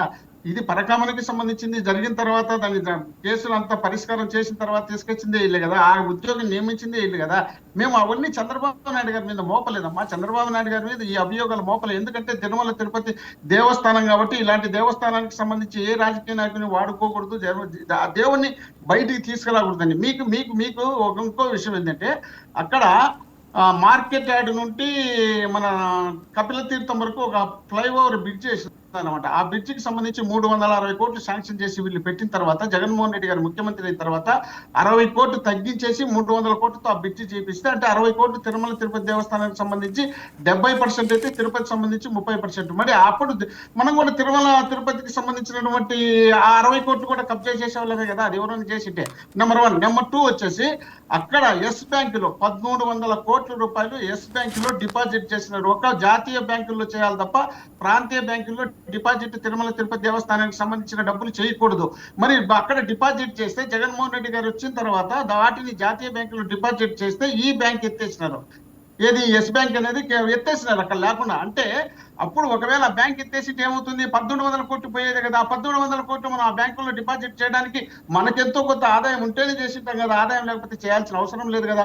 మరి అక్కడ అంత పెద్ద తప్పులు చేసినటువంటి వాళ్ళను పక్కన పెట్టేసి ఎలాంటి సంబంధం లేనటువంటి వ్యక్తులను మాకు తీసుకొచ్చి మమ్మల్ని రుద్ది మమ్మల్ని దొంగలు చేయాలనే ఉద్దేశంలో భాగంగా దేవుణ్ణి వాడుకుంటున్నారంటే అదంతా దేవుడే చూసుకుంటాడు, దేవునికే విషయం వదిలిపెడతాం. మేమైతే ఇక్కడ రాజకీయాలు మాట్లాడాలనే ఉద్దేశంలో లేము కాబట్టి అది దేవుడే చూసుకుంటాడు. ఇంకా కరుణాకర్ రెడ్డి గారిని గురించి మాట్లాడుతున్నారు పదే. దాంతో పాటు మన కిరణ్ కుమార్ గారు మాట అన్నారు, నాకైతే చాలా బాధేస్తుంది. ఆయన ఏమన్నాడో ఏమనలేదో నాకు తెలియదు, కానీ మరి ఆయన ఏదో చెప్పుకుంటా ఇది దేవుని గురించి సంబంధించి అది అవసరమా మనకు? ఒకవేళ నిజంగా అన్నింటి చూపించండి, క్లిప్పింగ్ ఉంటే ఆ క్లిప్పింగ్ చూపించినారనుకో నిజంగా వాళ్ళు ఏదో ఆ శిక్షలు వాళ్ళు అనుభవిస్తారు. మనం అనవసరంగా అలాంటి వరడు మాట్లాడడం కూడా బాగుండదు కదా. మీకు ఆయన మీద కసిందో లేక పార్టీ మీద కసిందో నాకు తెలియదు, కానీ అంత పెద్ద వరడు మాట్లాడడం తప్పు అని నేను అంటున్నా. అది నేను పర్సనల్ విమర్శించలేదు. ఇది కూడా. రెండోది, ఇప్పుడు మనం నేను చెప్తే ఒకటి, తిరుమల తిరుపతి దేవస్థానానికి దర్శనం జరగడమే చాలా అరుదుగా భావిస్తాం మనము, ప్రతి ఒక్కరు అనుకుంటారు. అలాంటిది 2 సార్లు తిరుమల తిరుపతి దేవస్థానానికి చైర్మన్ గా అవకాశం దొరికిందంటే ఎంత అదృష్టం చేసుకోండి కరుణాకర్ రెడ్డి గారు. అలాంటి వ్యక్తిని పట్టుకొని మనం నీచంగా, నిష్కృష్టంగా, దరిద్రంగా, దిగజార్చి మాట్లాడాలి తీసుకెళ్లాలనే ఉద్దేశంలో భాగంగా మాట్లాడితే దళిత గోవిందం అనే ఒక కార్యక్రమాన్ని బట్టి దళితుల దగ్గరికి వెంకటేశ్వర స్వామిని పంపించే కార్యక్రమం చేయించే కార్యక్రమం చేసినటువంటి వ్యక్తి కరుణాకర్ రెడ్డి గారు. గతంలో వెంకటేశ్వర స్వామి దగ్గరికి లేక అన్న గ్రామాల్లో ఉన్నటువంటి గుళ్ళల్లోకి దళితులను పంపించాలంటే పెద్ద నాటకాలు ఆడేవాళ్ళు. అలాంటిది వెంకటేశ్వర స్వామి దళిత గోవిందమే దళిత వాడల్లో పెట్టి తిప్పాలనే ఆలోచనలో చేయడంతో పాటు తిరుమల తిరుపతికి సంబంధించి అక్కడ టెంపుల్ తరఫున పెళ్లిళ్ళు చేయించినటువంటి వ్యక్తి కరుణాకర్ రెడ్డి గారు తిరుమల తిరుపతి తరఫున. అలాంటి కరుణాకర్ రెడ్డి గారిని పట్టుకొని ఆయన ఏదో ఆయనని ఈయనని మన ఇష్టం వచ్చినట్టు మనం మాట్లాడుకుంటా పోతూ ఉండడంతో పాటు ఆయన అట్లూరి నారాయణ అని ఆయన సాధువులు అని చెప్పారు కదా, దాన్ని సాధువులు పోయినారు, ధర్మాలు చేసినారు, రాస్తారోగా చేసినారు. నేను ఒక పార్టీ లీడర్ను, నేను ఒక సిటిజన్ను, నాకు ఒక ఐడెంటిటీ ఉన్నటువంటి వ్యక్తిని అనుకుంటా. ఈ ప్రాంతానికి సంబంధించి నాకు కావాల్సినటువంటి వ్యక్తులు అది ముస్లిమ్స్, హిందువుల, క్రిస్టియన్స్, ఓ 10 మంది 20 మంది నా ఇంటర్ రమ్మంటే వచ్చారు కదా, మాలలు వేసుకొని రమ్మని వస్తారు, లేదా టోపీలు పెట్టుకొని ముస్లిమ్స్ రమ్మని వస్తారు, లేక చర్చి తిన్న బిల్లలు వేసుకొని రమ్మని వస్తారు. వచ్చిన తర్వాత వచ్చిన వాళ్ళందరూ కూడా కరెక్ట్ గా వాళ్ళే అని మనం ఎందుకు అనుకోవాలా? ఈ అట్లూరి నారాయణ అనే వ్యక్తి అక్కడ తిరుమల తిరుపతి దేవస్థానం తిరుపతిలో ఉంటాడు అనుకుంటా నాకు తెలిసి. ఆయన ఎన్టీఆర్ లిటరేచర్ విభాగానికి సంబంధించినటువంటి ఒక పదవిలో ఉన్నటువంటి వ్యక్తి. అలాంటి వ్యక్తి వచ్చి ఆడ ఉద్దేశపూర్వకంగా కరుణాకర్ రెడ్డిని డ్యామేజ్ చేయాలనే ఉద్దేశంలో భాగంగా సాధువులందరినీ వాళ్ళందరినీ సాధువులు ఎవరిని తప్పలబట్టాను. ఎందుకంటే నేను వాళ్ళ కాళ్ళకు ముఖ్యమని, పూజారికే కాళ్ళకు ముక్త, సాధువులకి ఎట్లా ముక్కున్నట్టు నేను ముక్త. కానీ అలాంటి వ్యక్తులు వాళ్ళల్లో కొందరు మంచోళ్ళు ఉండొచ్చు, చెడ్డోళ్ళు ఉండొచ్చు, అందరూ మంచోళ్ళని నేను చెప్పడం లేదు. అలాంటి వ్యక్తుల్ని ఎంటేసుకొని వస్తే దేశం యావత్తు తిరుమల కల్లా చూడాలా. దేశం మొత్తం చూస్తే ఏం చేసినారంటే ఇంత పెద్ద పవిత్రమైనటువంటి స్వాములు వచ్చి ధర్నా చేయడానికి వచ్చినటువంటి ఎంత పవిత్రం జరిగిందో అనే ప్రచారం పోవాలనే ఉద్దేశంలో భాగంగా దిగజార్చడానికి ప్రయత్నం చేస్తున్నారు తల్లి. ఇంత దారుణమైనటువంటి పరిస్థితి తిరుమల తిరుపతి దేవస్థానానికి తీసుకురావడం ఈ కూటమి ప్రభుత్వం వచ్చిన తర్వాతనే. గతంలో కూడా జగన్మోహన్ రెడ్డి గారు ముఖ్యమంత్రిగా ఉన్నప్పుడు అమరావతి నుండి అమెరికా వరకు అనేకమైనటువంటి టెంపుల్ తిరుమల తిరుపతి దేవస్థానం ద్వారా కట్టించినటువంటి ఘనత ఒక్క వైఎస్ఆర్ కాంగ్రెస్ పార్టీకి. 2 సంవత్సరాలు అధికారం లేదు, మా దాదాపు కరోనాతో ఎవ్వరు కూడా పరిపాలన చేసిన సందర్భాలు లేవు, ఇంట్లో నుండి బయటకు వచ్చిన సందర్భం లేదు. మన అందరం చూసినా కళ్ళారా మనం ప్రాక్టికల్ అనుభవించినాం. అలాంటి వ్యక్తి 3 సంవత్సరాలు కోట్ల రూపాయలు అవినీతి చేసినారంట. 15 సంవత్సరాలు ముఖ్యమంత్రిగా ఉన్నటువంటి వ్యక్తి అవినీతి చేయలేదంట. మమ్మల్ని లోపల పెడతారంట. ఆ భయానికి మేము భయపడి వాళ్ళ మీద నిందలేస్తున్నాం.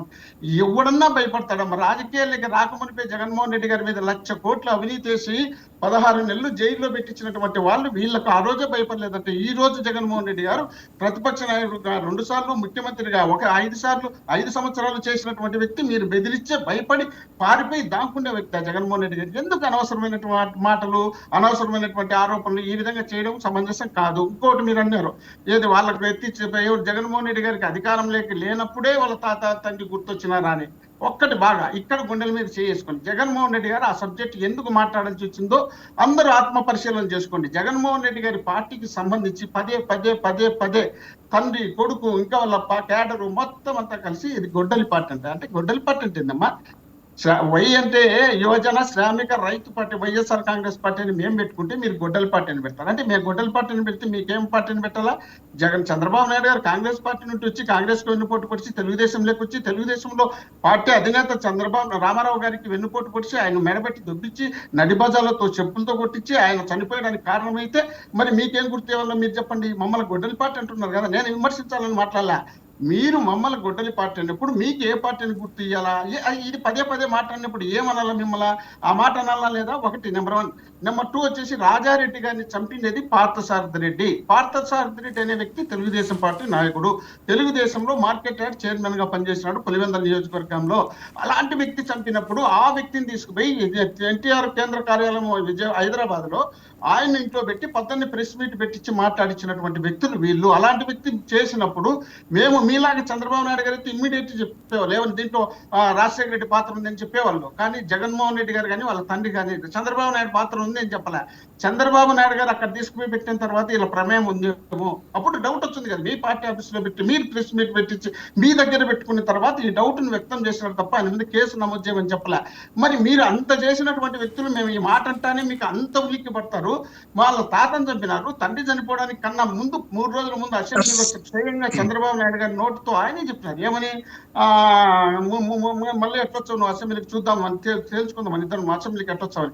అంటే నేనేమంటున్నా అంటే చంద్రబాబు నాయుడు గారు చంపించలేదా అనేది పక్కన పెడితే మీరు అన్న తర్వాత 3 రోజులకు రాజశేఖర రెడ్డి గారు చనిపోతే ఏమనుకోవాలా, వాళ్ళ తండ్రి చనిపోయినప్పుడు మీ టీడీపీ క్యాండిడేట్ లో దగ్గర ఉంటే మరి ఇక్కడ జరిగినప్పుడు ఇవన్నీ ఉంటే ఆ అభియోగాలు వచ్చినప్పుడు ఏమంటారు అనాలా లేదా? మీరు అన్ని పెట్టుకొని తప్పులు మీరు మమ్మల్ని సంబంధం లేనటువంటి మా మీద రుద్దాలని చూస్తారు. ఇప్పుడు మీరు ముఖ్యమంత్రిగా ఉన్నప్పుడే జగన్మోహన్ రెడ్డి గారు పాదయాత్ర చేసి విశాఖపట్నం నుండి హైదరాబాద్ వాయిదాకు పోతున్నాడు. వాయిదా పోయేటప్పుడు విశాఖపట్నం ఎయిర్పోర్ట్ లో జగన్మోహన్ రెడ్డి గారిని పొడిచినారు.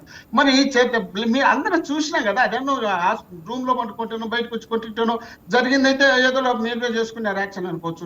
పట్ట పగలు ఎయిర్పోర్ట్ లో కేంద్ర గవర్నమెంట్ ఉన్నటువంటి పరిధిలో ఉన్నటువంటి ఎయిర్పోర్ట్ లో అక్కడ దాడి జరిగితే ఆ దాడి జరిగిన దానికి కోడికత్తి అంటే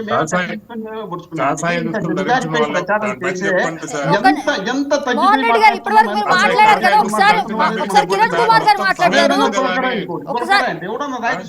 ఒకసారి ఆగండి సార్. అంటే ఇప్పటి వరకు మీరు మాట్లాడారు కదా, ఒకసారి కిరణ్ కుమార్ గారు ఏదో మాట్లాడారు. కిరణ్ కుమార్ గారు చెప్పండి. ఏందమ్మా మధ్యలో ఎట్లమ్మా? మధ్యలో కాదండి, మీరు ఇప్పటి వరకు మాట్లాడారు కదా, దానికి సమాధానంగా ఆయన మాట్లాడుతున్నారు. టోటల్ గా మీరు ఏం జరిగింది రెగ్యులర్ గా వినేదే మీరు చెప్పేదంతా. ఇప్పుడు నాకు 10 నిమిషాలు ఇచ్చినారు, వాళ్ళకి అర్ధగంట అయిపోయింది, ఇప్పుడు మళ్ళీ వాళ్ళే మాట్లాడారు.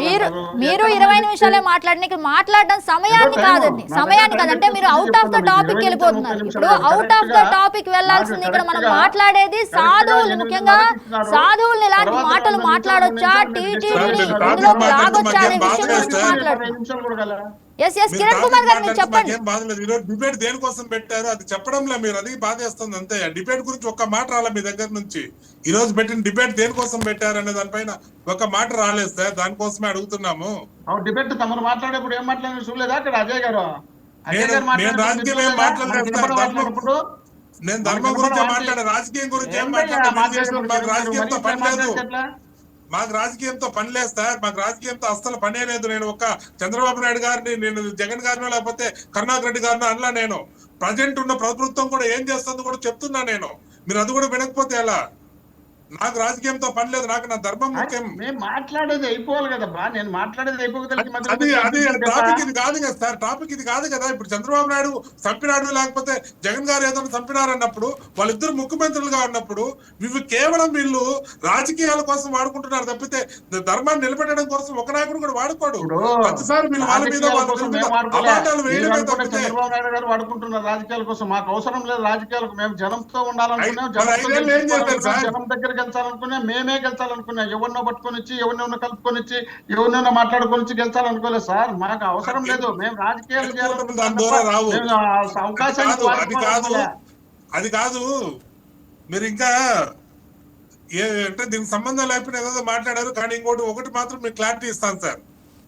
దళిత గోవిందం అని అన్నారు కదా, దళిత గోవిందం అని, దాని మీద మీకు క్లారిటీ ఇస్తా.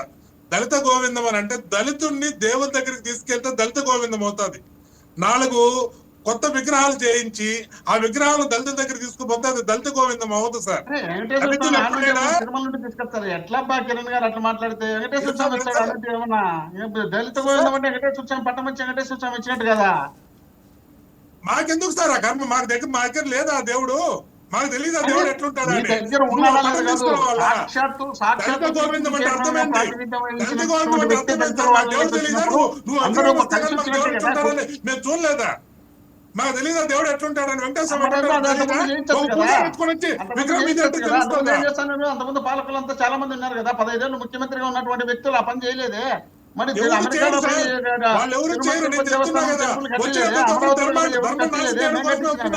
ధర్మాన్ని అడ్డం పెట్టుకొని డబ్బులు తినడానికి వస్తున్నారు. ధర్మం పేరు చెప్పి బొక్క తినడానికి బాగా బొక్కలాడడానికి వస్తున్నారు తప్పితే ధర్మ రక్షణకు రావడం లేదు. ఇప్పుడున్న గవర్నమెంట్ చెప్పిండు మీరు అలాంటి వాళ్ళు కాబట్టి దగ్గర రానికుండా ఉన్నాడు. ఆడొచ్చినటువంటి బిఆర్ నాయుడు గురించి చెప్పండి, బిఆర్ నాయుడు గురించి చెప్పండి. మన ఫోన్ చేసి ఫోన్ చేసి ఒక బ్రోకర్ తో మాట్లాడుతున్నా. ఇప్పుడున్న ప్రభుత్వం అదే చేస్తానని చెప్తున్నా. అడిగింది మేమే, మీరు కాదు. మీరు ఇచ్చినటువంటి ఏదైతే హోటల్తో దాని ఆమర నిదానం తెచ్చి ఈ రోజు ఏదైతే స్వాములు సండాసులు అన్నారో ఆ స్వాములతో పాటు 6 నెలలు మేము పోరాడి ఆమర నిదానం తెచ్చేస్తే మీరు ఇచ్చినటువంటి ఆ స్థలాన్ని క్యాన్సిల్ చేశారు. ఇప్పుడు మళ్ళీ ఈ కూటమి గవర్నమెంట్ మళ్ళీ టీటీడీ స్థలంలో వచ్చింది, దాన్ని కూడా కొట్లాడింది మేమే, కొట్లాడుతున్నది మేమే. మీరు ఇచ్చిన ప్రభుత్వాలు మీరు బాగుండాలండి, రాజకీయ నాయకులు బాగుండాలి. మీరు బాగుండడం కోసం కేవలం టీటీడీ చూస్తున్నారు. కూటమి గవర్నమెంట్ కోట్ల టికెట్లు అమ్ముకొని సంపాదించుకుంటే బాగా చేసినట్టే మీకు అన్ని బాగా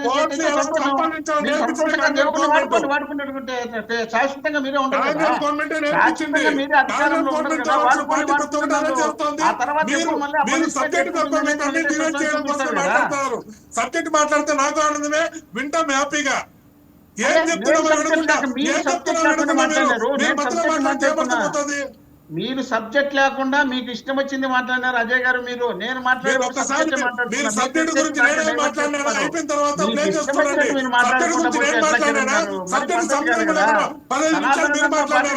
మీరు చెప్పుకునే వాళ్ళు సనాతన ధర్మం పాటించడం అంటే సనాతన ధర్మానికి అర్థం తెలిసే వాళ్ళకు పాటిస్తామని చెప్పినటువంటి వ్యక్తులకు అర్థం తెలుసా? అక్కడ వచ్చి మెడికల్ గడిగినటువంటి వ్యక్తులకు అర్థం తెలుసా? దాని గురించి మీకు తెలుసు కదా, చెప్పండి మరి చెప్పండి అబ్బా. సనాతన ధర్మం ఎట్ట పాటించాలా, ఎట్ట పాటిస్తారో, పాటించడం అంటే ఏంది, దానికి ఏమేమి సిస్టమ్స్ ఉంటాయి, దాని బ్రీఫ్ తిని వచ్చారా, బ్రీఫ్ తినకుండా వచ్చారా, విడాకులు ఇచ్చి వచ్చారా, విడాకులు ఇచ్చి వచ్చారా, సనాతన ధర్మం అంటే ఏ విధంగా ఉంటుంది అనేది మీరు చెప్పండి, మీకు తెలుసు కదా. వాళ్ళకి మీకు అర్థం కాకపోవడం ఏంటంటే, మీకు ఏదైనా ఒక ఛాన్స్ దొరికితే చాలు, ఆయన సనాతన ధర్మం గురించి మాట్లాడిన తర్వాత విడాకులు ఇచ్చినాడా, విచ్చలవిడి జీవితం గడిపి దాని తర్వాత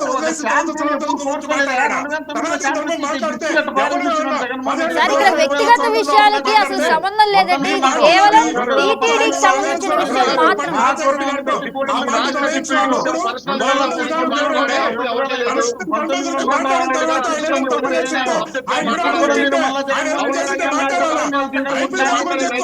మోహన్ రెడ్డి గారు, ఇది వ్యక్తిగత విషయాలకు సంబంధించి మాట్లాడేది కాదండి. మోహన్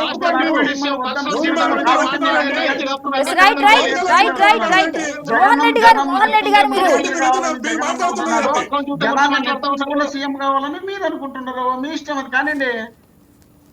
ఎత్తిన టాపిక్ పర్సన్స్ సంబంధం ఏమైనా ఉందా? ఏం టాపిక్ మాట్లాడుతున్నాం, దాని గురించి ఏదైనా మాట్లాడితే ఇచ్చిన 1 అవర్ సమయం సందర్భం మాట్లాడేప్పుడు అప్పుడు అడగాల్సింది. అజయ్ గారు మాట్లాడేప్పుడు మీరు ఊరుకోండి, ఇప్పుడు నేను మాట్లాడితే సబ్జెక్ట్ దీనికి డైవర్ట్ చేసేదానికి మీరు మధ్యలో దూరుతున్నారు.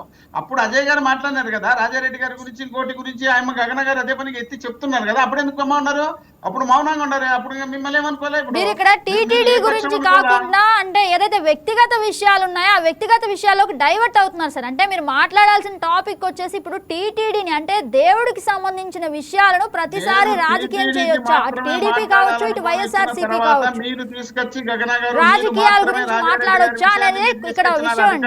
లేనప్పుడు ఎందుకు గుర్తొచ్చిందని చెప్పి మీరు తీసుకొచ్చినారు. నేను మాట్లాడింది కాదండి, నిన్న ఎవరైతే బీటెక్ రవి గారు మాట్లాడిన విషయాన్ని మరొకసారి ప్రస్తావించాను అంతే. అజయ్ గారు మాట్లాడారు, ఈ మాట్లాడిన తర్వాత నేను మాట్లాడకుండా నేనే సాధువును కాదు, నేను వేసుకుని కూర్చోడానికి, నేను రాజకీయ నాయకునే కాబట్టి నా పార్టీని నేను మాట్లాడాలి కాబట్టి నేను మాట్లాడుతున్నా. మీరు తప్పులు మాట్లాడినప్పుడు ఇది తప్పు అని చెప్తున్నా. సాధువుల గురించి మాట్లాడుతుంటే మళ్ళీ నేనేం సాధువుని కాదంటున్నారు మీరు. ఏదైతే సాధువుల గురించే ఇక్కడ విషయం మాట్లాడుతున్నాం. నిన్న మాట్లాడిన విషయం సన్యాసుల రూపంలో ఉన్నటువంటి సన్యాసులు అని చెప్పేసి భూమన కరుణాకర్ రెడ్డి గారు వాడిన పదజాలం గురించి మాట్లాడుతున్నాం అంతే. నేను కూడా ముస్లిం రాగలను, నేను కూడా క్రిస్టియన్స్ రాగలను. వచ్చిన వాళ్ళందరూ కూడా కరెక్ట్ గా నన్ను చూసి వచ్చినారని అనుకోవచ్చు, కానీ వాళ్ళంతా దేవుని చూసి వాళ్ళని వ్యతిరేకమని చూసి వచ్చినారు అనుకోవాల్సిన అవసరం లే. అక్కడ ఉన్నాడు కదా ఆయన అట్లూరి నారాయణ టీడీపీకి అంటే కాషాయం ధరించే వాళ్ళకి ఐడి కార్డులు ఏమైనా ఉంటాయండి? మేము కాషాయం ధరిస్తున్నాం, మేము సాధువులు అని చెప్పడానికి లేదండి. అంటే కాషాయం ధరించే వాళ్ళకి ఏమైనా ఐడి కార్డులు ఉంటాయా, నేను సాధువుని అని చెప్పడానికి, చూపించడానికి? పోనీ మీరు చెప్పండి. ఇప్పుడు ఐడి కార్డు ఇస్తారా, ఐడి కార్డులు ఇవ్వరా కాదు, ఐడి కార్డులు ఇచ్చినారా లేదనేది కాదు. అక్కడ జరిగినటువంటి పరిణామాలపైన ఏ ఒక్క రోజు స్పందించినటువంటి ఈ సాధువులు ఈ రోజే ఈ సాధువులు ఎందుకు వచ్చి ముందుకు వచ్చినారు? ఈ సాధువులు ఇంతకుముందు ఎందుకు మాట్లాడలేదు? అక్కడ గోవిందరాజ స్వామి టెంపుల్ పైకి ఎక్కి మందు తీసుకొని బాటలు తీసుకొని పైకి ఎక్కి దిగినటువంటి వ్యక్తి ఎందుకు కనపడలేదు? ఇక్కడ ఈ పరకామనికి సంబంధించినటువంటిది అక్కడ పరిష్కారం జరిగిన తర్వాత దాన్ని మళ్ళీ పదే తీసుకొచ్చినప్పుడు ఈ సామాన్లకు ఎందుకు కనపడలేదు? తిరుమల తిరుపతి దేవస్థానానికి పోయి లడ్డు ప్రసాదంలో ఆవు పువ్వు పంది పువ్వు అయినప్పుడు ఈ సామాన్లకు ఎందుకు కనపడలేదు? ఆ పవిత్రత ఎట్లుంటుంది అనేది వీళ్ళకి ఎందుకు తెలియలేదు? ఆ రోజంతా ఊరు కూర్చొని చేసి ఈ రోజు ఏ సాధువులు ఎక్కడున్నారో తిరుపతి మీరు చూడలేదమ్మా వీడియోలో క్లిప్పింగ్ ఏమన్నా మీరు దొల్లేదేమో. మేము కొట్లాడి రోడ్ల మీద దొల్లాడి ఈ గవర్నమెంట్ వచ్చిన తర్వాత దొల్లాడుతున్నాం, ఇప్పుడు కూడా దొల్లాడుతున్నాం. లాస్ట్ గవర్నమెంట్ లో దొల్లాడినాం, ఇప్పుడు దొల్లాడినాం. ఇప్పుడు రాజకీయ నాయకులు బాగానే ఉన్నారు, ప్రతి ఒక్కరు మాట్లాడుతున్నారు, వాళ్ళు కావాల్సిన పనులు చేసుకుంటున్నారు. కానీ నిత్యం అనునిత్యం తగ్గిపోతున్నది వచ్చి సనాతన ధర్మం యొక్క విలువలు, సనాతన ధర్మం ఉన్నటువంటి వాల్యూస్ తగ్గుతున్నాయి.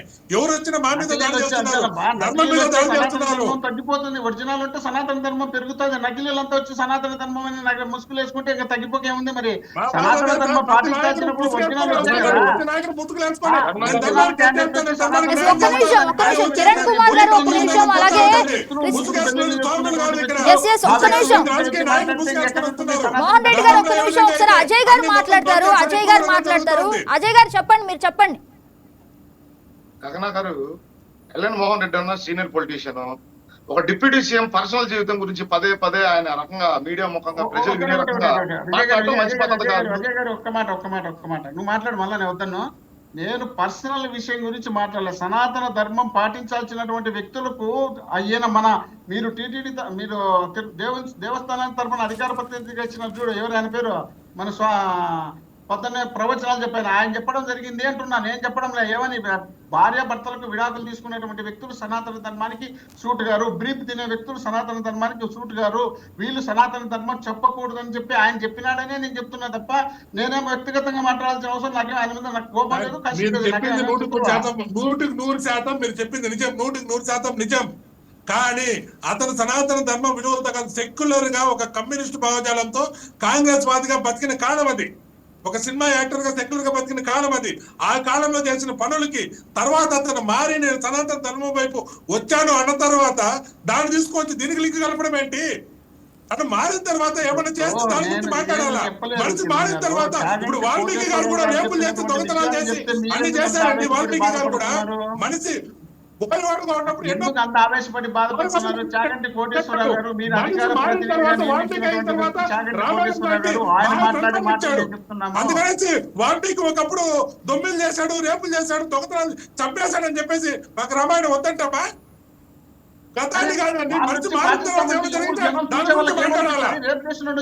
పాటిస్తామంటే మీరు దగ్గర పెట్టుకుంటే చూసే వాళ్ళకి ఏమనిపించదు మీరే అంటున్నారు. చూసేవాడికి ధర్మం ఏంటి ఎటు చూడాలో తెలియదు, చూసేవాడికి ఆ మాత్రం ఇంకెంత జ్ఞానం చెప్పాలా? ఎప్పుడు మనిషి కిరణ్ కుమార్ గారు అలాగే మోహన్ రెడ్డి గారు ఒక్కసారి ఆగండి. అజయ్ గారు మీరు మాట్లాడండి. కొంచెం వినండి, ఆవేశపడితే ఎట్లా? సనాతన ధర్మాన్ని పాటించి విలువ తగ్గుతుందని మీరు అన్నారనే నేను చెప్తున్నా, కానీ నేను తగ్గించాను అని చెప్పలే. మీరు అంటున్నారు సనాతన ధర్మానికి విలువ తగ్గిపోతుందని. విలువ తగ్గడం బట్టి ఇలాంటి వ్యక్తులు పాటిస్తే తగ్గుతాది అంటున్నా. వ్యక్తి మారడం కాబట్టి రాష్ట్రంలో ఏకైక మగాడు సార్ పవన్ కళ్యాణ్ ధర్మం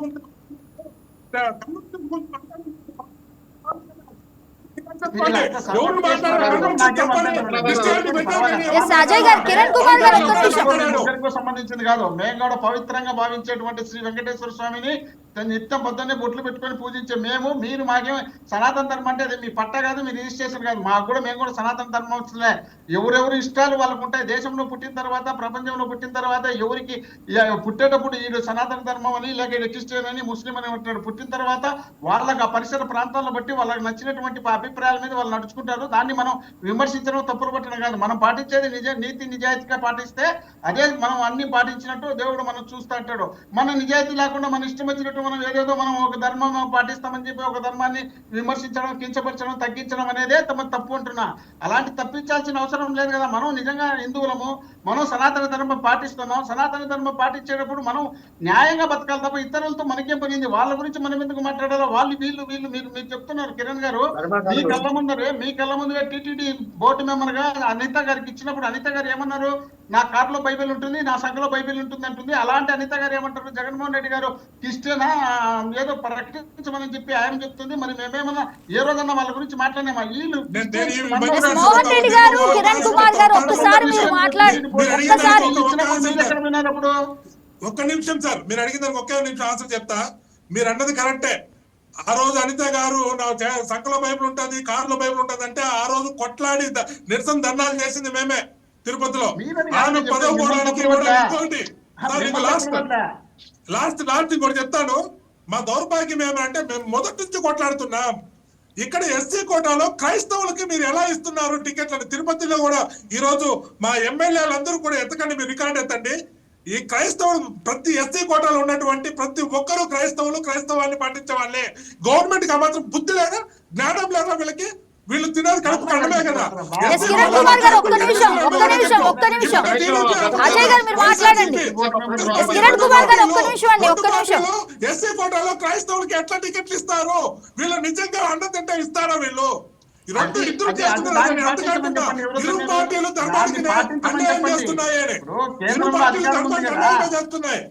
మా ధర్మానికి ఎవరు న్యాయం చేయడంలే. ధర్మానికి అన్యాయం చేస్తూ కేవలం వాళ్ళ పార్టీలు బతికించుకోవడానికే బతుకుతున్నారు వీళ్ళు.